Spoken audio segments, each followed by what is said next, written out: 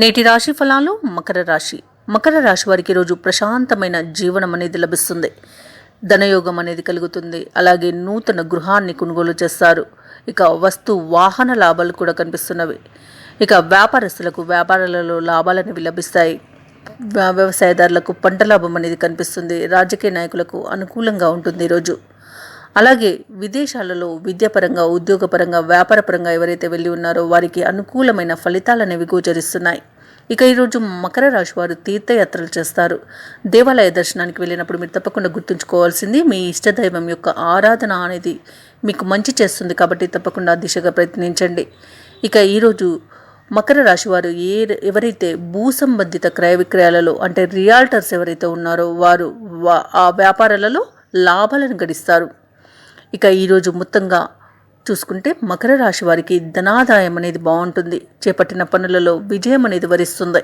పెద్దల నుండి ఆకస్మిక ఆహ్వానాలను అందుకుంటారు. ఇక నిరుద్యోగులు ఎవరైతే ఉన్నారో వారికి ప్రయత్నాలన్నీ కూడా సానుకూలమైన ఫలితాలను ఇస్తాయి. ఇక ఈరోజు మకర రాశి వారు వ్యవహారాల్లో విజయం అనేది లభించడం తథ్యమవుతుంది. ఇక అనుకోని ఉద్యోగ అవకాశాలను పొందుతారు. గృహాన్ని, భూములను కొనుగోలు చేస్తారు. రాబడి మొత్తంగా చూసుకుంటే ఆశాజనకంగా ఉంటుంది. ప్రత్యర్థులు కూడా అనుకూలంగా మారుతారు.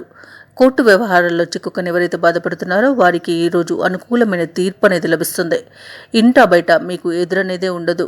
ఇక వ్యాపార వాణిజ్యవేత్తలు ఎవరైతే ఉన్నారో వారి యొక్క వ్యాపారాలను విస్తరిస్తారు ఈరోజు. అలాగే ప్రభుత్వ ఉద్యోగస్తులు ఎవరైతే ఉన్నారో వారి యొక్క హోదాలు పెరిగే అవకాశం కనిపిస్తుంది.